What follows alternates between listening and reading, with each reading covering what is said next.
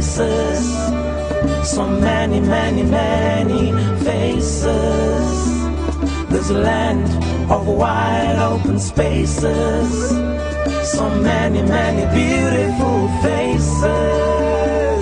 Namibia, una warona.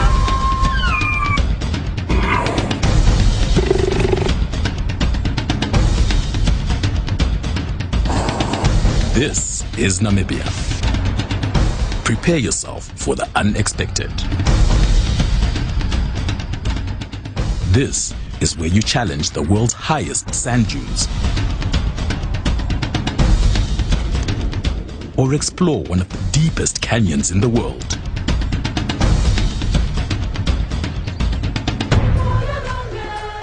Where you travel back in time at one of the richest rock art sites in Africa and watch art come to life against the backdrop of one of the most stunning pans on earth.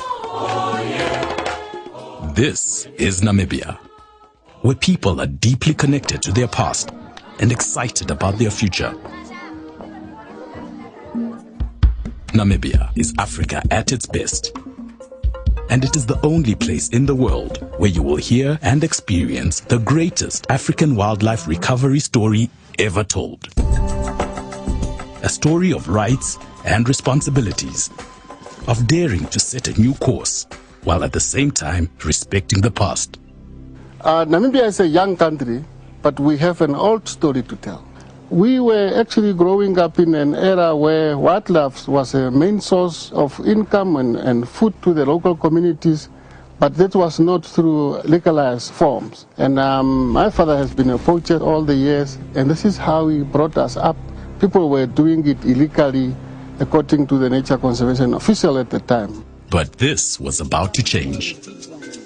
After independence in 1990, visionary conservationists in the field and in the Ministry of Environment and Tourism enacted policy changes that allowed rural communities to benefit from wildlife by forming conservancies.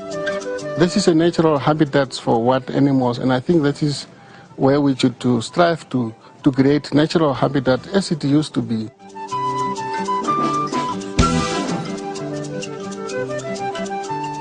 In 1998, the first 4 conservancies were registered. Today, there are 65 communal conservancies covering well over 17% of the country and embracing 1 in 4 rural Namibians.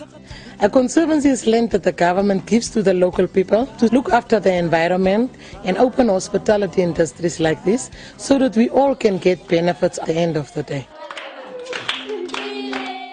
The tourism industry has played a significant role in the success of community conservation. Over 30 joint venture lodges operate in communal conservancies across Namibia, providing jobs, training, income to conservancy members, and experiences of a lifetime. We are offering our guests beautiful safaris like elephant safaris, rhino trekkings, guided walks, local village visits, because this is our home. But this is not all that Namibia has to offer, and conservancies are just part of a vast protected areas network.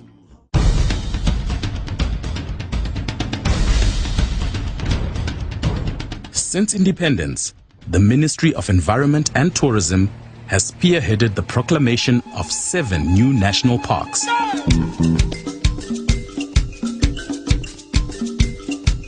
Namibia's conservation commitment runs deep and strong. The concerted efforts of the Namibian government and the Namibian people have changed the conservation landscape from the 13% of land that was protected in 1990 to well over 42% of the country's environment that is under conservation management today. What we have done as a country include a lot of projects which we have done, which are really could inspire the rest of the world. It's the Custodian Project, whereby we're introducing the black rhino back into the community. In fact, Namibia is the only country in the world that is moving endangered species such as black rhino from national parks to communal and commercial land. The custodianship program is so successful that rhinos are now being moved from conservancy to conservancy. Don't cry, my boy, don't cry. Namibia is also the only continental country in the world where the entire coastline is protected, stretching nearly 1,000 miles from the Kunene River in the north to the Orange River in the south.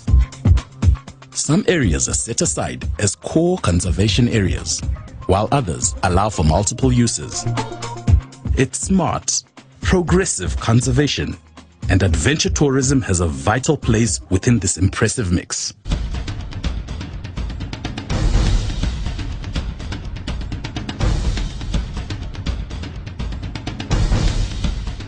It's the large landscape results that make the achievements in Namibia so significant.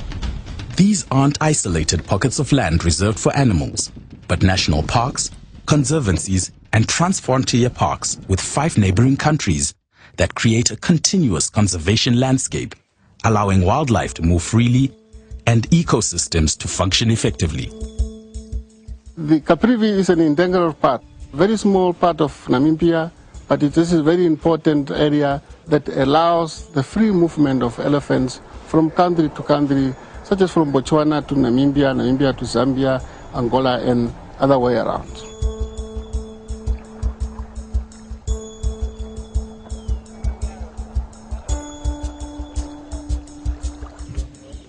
Through engagement with conservancies, conservation organizations, and Namibia's professional tourism sector, you have a chance to be part of Namibia's remarkable success story.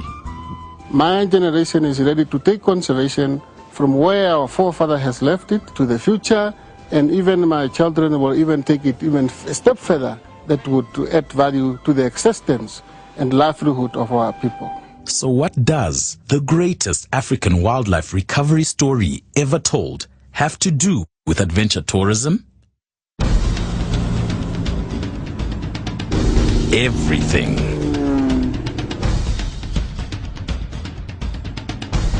Adventure tourism needs space. And in Namibia, the nation is committed to protecting and sharing this precious resource. Adventure tourism needs to challenge, to provide ways of testing and finding yourself. But above all, adventure tourism needs to inspire. This land, its people, its wildlife, and its remarkable stories has inspired change on a grand scale. Come to Namibia and let us inspire you.